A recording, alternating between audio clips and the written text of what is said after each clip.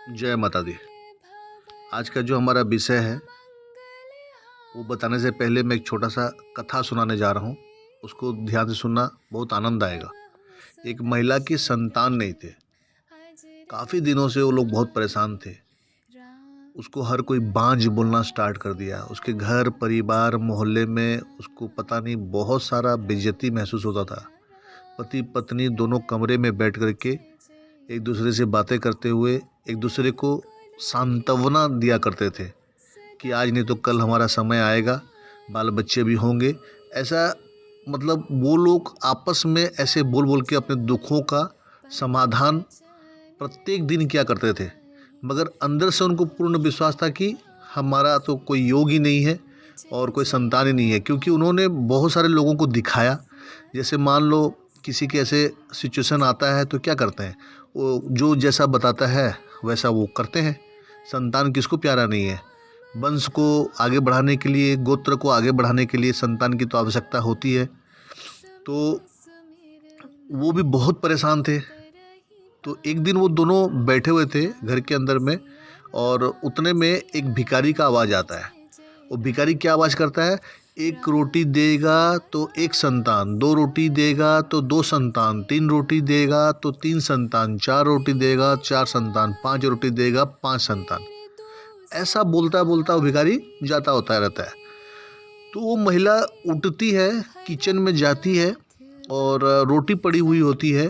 वो रोटी को उठाती है और लेके जाने लगती है। तो उतने में पतिदेव क्या बोलते हैं, अरे ये भिखारी तेरे को आवाज़ दे रहा है और उसको रोटी देने से अगर संतान हो जाता तो फिर बात ही क्या था, क्या मतलब है इन सब के चक्कर में पड़ने का।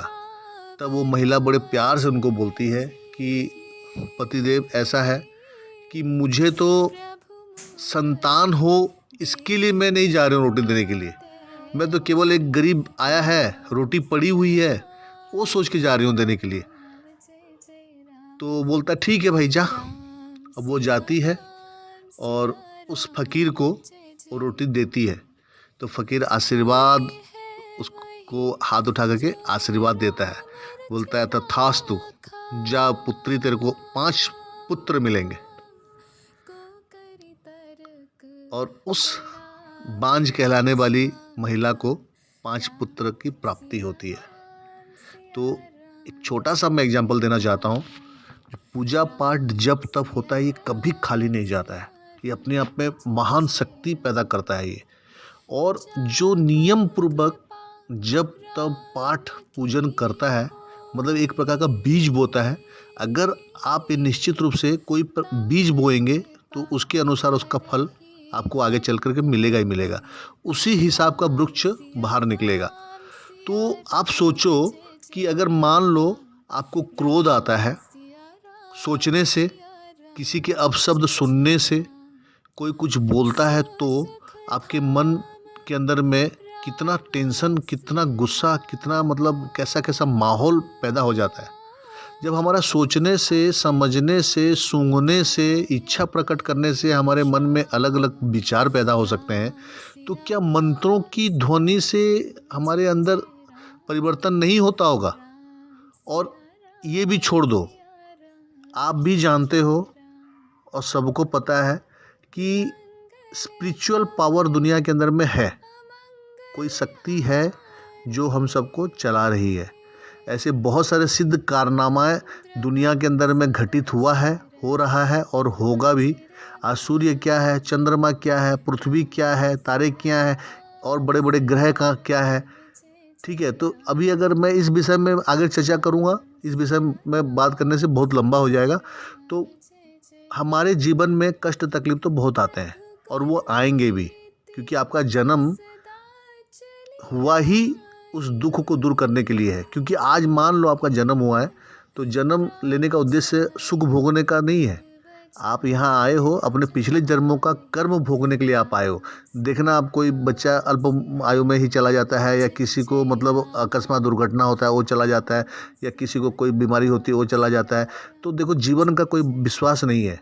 अभी हम हैं, आज मान लो सुबह का सूर्य हमने देखा दोपहर भी बड़ा प्यारा सा गया, वो भी देख लिया। शाम भी बड़ा प्यारा सा गया, वो भी देख लिया। रात भी देख लिया। ब्रह्म मुहूर्त आने वाला है, वो भी देखेंगे। और कल सुबह ब्रह्म मुहूर्त के बाद का दिन हमारे लिए कैसा रहेगा क्या नहीं, हम नहीं जानते हैं। तो परमात्मा बस हमारा अच्छा से अच्छा रखे, हम तो यही चाहते हैं। तो आगे का भविष्य तो कौन जानता है, मगर कहने का मतलब है हम जो हमारे दैनिक क्रियाएं करते हैं, वो दैनिक क्रियाओं के अंदर में कुछ संतों की वाणी अगर हम उसमें शामिल करते हैं तो निश्चित रूप से उसका परिणाम हमको मिलता है, क्योंकि उन्होंने वो चीज़ को सिद्ध किया है, उसका उपयोग किया है अपने जीवन में। बहुत सारे लोगों में कुछ देखा होगा तो ही वो बोला, उन्होंने बोला ये बात।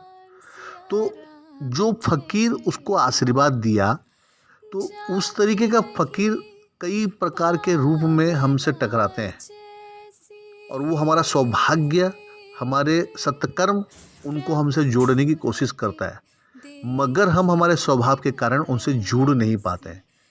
तो आज का जो ये मेरा विषय है, रामायण की 8 ऐसी दिव्य चौपाई है जो कि आपको उसका पाठ करना है। पाठ कितना देर लगेगा? मुश्किल से 5 मिनट लगेगा।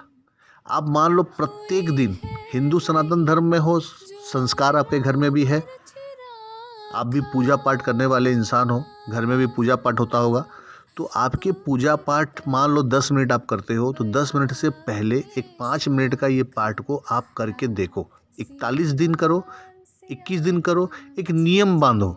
मतलब हम कभी भी याद रखना, कोई पाठ हम करते हैं, पूजा करते हैं, साधना करते हैं, जब तक करते हैं तो हम क्या करते हैं, उसको एक संकल्प लेते हैं, तो उस चीज़ से हम बंध जाते हैं। परमात्मा हमको देखता है कि इसने मुझे बुलाने के लिए, मेरी कृपा भक्ति पाने के लिए इसने 11 दिन का संकल्प लिया है। इसको तो मैं पहले परीक्षा करूंगी और उसके बाद में इसका फल प्रदान करूंगी। तो वो क्या होता है, जब हम उस संकल्प लेते हैं तो थोड़ा सा स्टार्टिंग में क्रोध बढ़ेगा, कुछ छोटी मोटी आपका मतलब ऐसा माहौल बन सकता है कि वो साधना आपसे छूट जाए, या किसी ना किसी प्रकार से कोई डिस्टर्बेंस करने की कोशिश करेगा। इसीलिए बहुत सारे पद्धति हैं हमारे साथ में, न्यास की पद्धति है, दिग्बंधन, बहुत सारी चीज़ें हैं। तो ऐसा है कि आप 5 मिनट आपके पूजा पाठ से पहले निकालिए, और इस पाठ का अगर आपको कुछ लाभ नहीं होगा तो हानि भी नहीं होगा। ये कहने वाले सिद्ध पुरुष हैं अपने स्वयं मुँह से। और भगवान श्री राम का नाम तो अपने आप में ज्वालामुखी की तरह है, जो कि ऐसा विस्फोटक करता है कि आप सोच भी नहीं सकते हो। तो इस विषय में हम ये वीडियो लेकर के आए हैं, और किस तरीके से कैसा ये कार्य करता है मैं आपको बताऊंगा। रामायण की चौपाई भी इस वीडियो में आपको दी गई है। आज के देखो इस युग के अंदर में, जहाँ लोगों की आमदनी कम और खर्च ज़्यादा है, ऐसे में लोग कर्ज के बोझ तले दबते चले जा रहे हैं, और कई बार तो दरिद्रता तक पहुंच जा रहे हैं। कोरोना काल के बाद में मध्यम वर्ग के, मतलब मिडिल क्लास के जो लोग हैं ना, वो बहुत परेशान हो गए, क्योंकि उनके पास या तो काम नहीं है या नौकरी छूट चुकी है। ऐसे में सबसे बड़ी समस्या आ चुकी है कि किस तरीके से जीवन की गाड़ी को आगे चलाया जाए, है ना। ये तो सबके साथ समस्या है। अपने आप में एक सिद्ध पुस्तक है, कौन सा? रामचरितमानस, जिसकी एक एक चौपाई अनेकों मंत्र के बराबर काम करता है। ये सिद्ध पुरुष के श्रीमुख से ये बाहर निकला हुआ है। बहुत सारे तपस्वी जो ब्राह्मण हैं, सिद्ध पुरुष हैं, जो मतलब नित्य कर्म करने वाले हैं, ये उनका एक अपना अंदरूनी विश्वास है। शास्त्रों में भी बताया गया है कि अयोध्या कांड के 8 चौपाई का अगर कोई लगातार पाठ करता है तो आने वाला समय में कुछ ऐसा रास्ते बनने लग जाते हैं जिससे कि घर में दरिद्रता नहीं आती। कुछ ना कुछ रास्ते ऐसे बनेंगे जिससे जीवन में सफलता की ओर व्यक्ति बढ़ता ही रहता है। और ये चौपाई है, जिनको आस्था है इस बारे में वह इसका पाठ करे, लाभ प्राप्त कर सकते हैं। और अगर मान लो नहीं मानता है तो फिर नहीं मानने का तो कोई उपाय नहीं है। तो रामचरितमानस का पाठ करने से पहले घर में सुख शांति समृद्धि आती है। देखो ये तो निश्चित है। उसमें से अगर केवल 8 चौपाई का पूजा के उपरांत या पहले अगर हम पाठ कर लेते हैं तो उसका अच्छा लाभ हमको मिल सकता है। और ऐसा कौन कहता है? मैं नहीं कह रहा हूँ, ऋषि मुनि और जितने सर्वश्रेष्ठ तपस्वी विद्वान हैं ये सब कहे हैं, और आजकल तो कथावाचक भी कहना चालू किए हैं।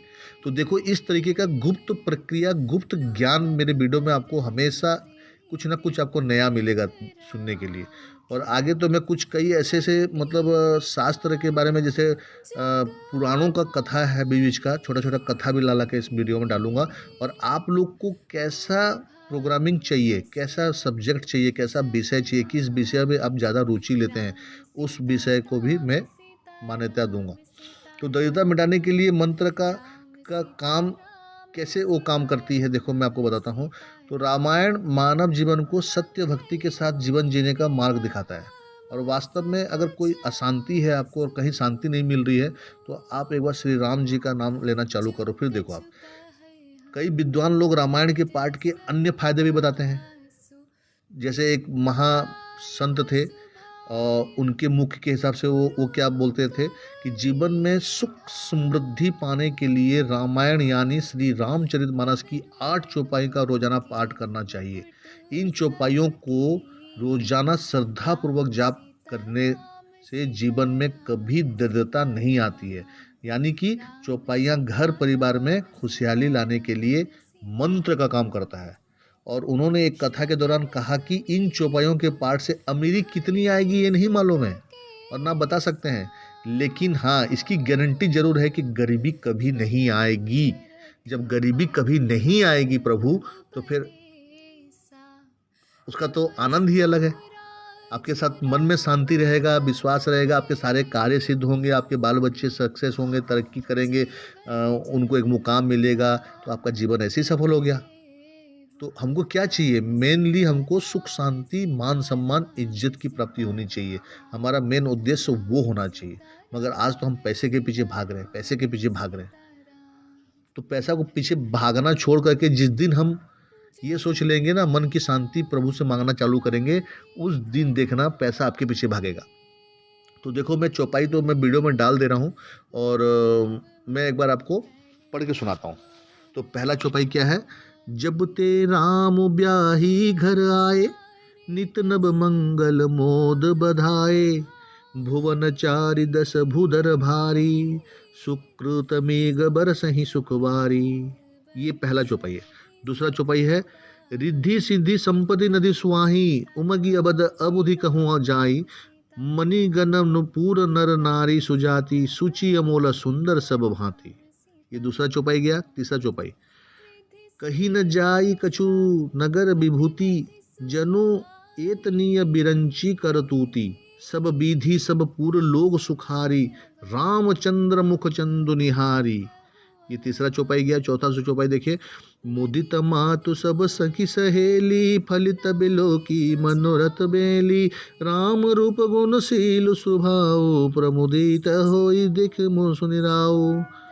फिर इसके बाद दोहा एक आता है इसमें, सबके ओर अभिलाषो, अस कहि मनाई महेशो, आप अक्षत जुबराज पद, राम ही देव नरेशो। ये चौथा चौपाई का। अब नेक्स्ट आते हैं पांचवा चौपाई में, एक समय सब सहित समाजा, राजसभा रघुराजु बिराजा, सकल सुकृत मूर्ति नर नाहु, राम सुजसु सुनि अति ही छाओ। पांचवा गया। छठवा, नृप सब रहई कृपा अभिलाषे, लोक पकरहि प्रीति रुख राखे, बनतीनी काल जग माही, भूरि भाग दशरथ सम नाही। चौपाई इसके बाद में सातवां, मंगल मूल राम सुत जासु, जो कछु कहिय थोर सबूतासु, राय सुवाय मुकुरु कर लिन्ना, बदनो बिलो की मुकुट समकिन्ना। अब आखिरी चौपाई देखिए, श्रवण समीप भय शीत केसा, मनहु जरठपनु अस उपदेशा, नृप जुबराजु राम कहु देहु, जीवन जन्म लाहु केन लेहु। अब देखिए, मेरे को 5 मिनट भी नहीं लगा होगा, है ना?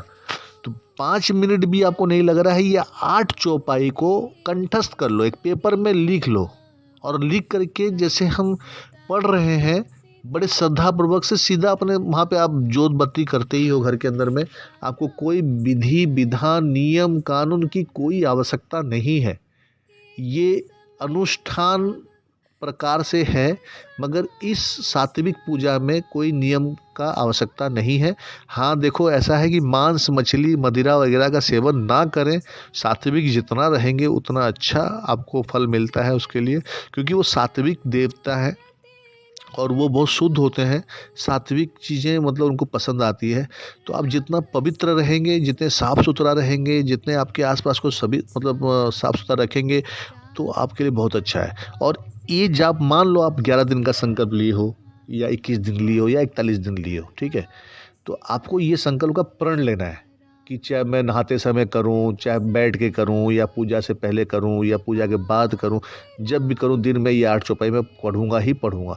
मगर एक टाइम अगर फिक्स कर लो तो और सोने पे सुहागा, और नहीं कर पाओ तो कोई बात नहीं है, आपको जब समय मिले तब ये करो। और प्रण ले लो कि प्रभु मैं 41 दिन तक करूँगा।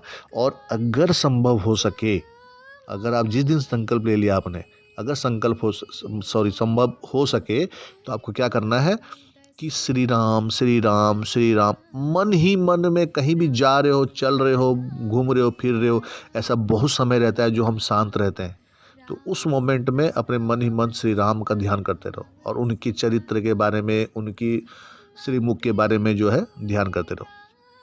इसका फल आपको बहुत जल्दी मिलेगा और आप विश्वास नहीं करेंगे, मन में बहुत शांति मिलेगी, घर में सुख शांति का वास होगा, रिद्धि सिद्धि का वास होगा, है ना। तो इस तरीके से आज का ये विषय को यहीं पे विराम देते हैं, फिर नया विषय लेकर आपके सामने उपस्थित होंगे। अगर आपको अच्छा लगा हो तो आप अपना सुझाव जरूर रखिएगा। कोई कमी बेसी हो या आपको और किस विषय पे चर्चा, मतलब किस विषय पे आपको वीडियो अच्छा लगना चाहिए, उसी विषय पे हम ला के रखेंगे। आप हमको अपना राय जरूर दीजिएगा। जय माता दी।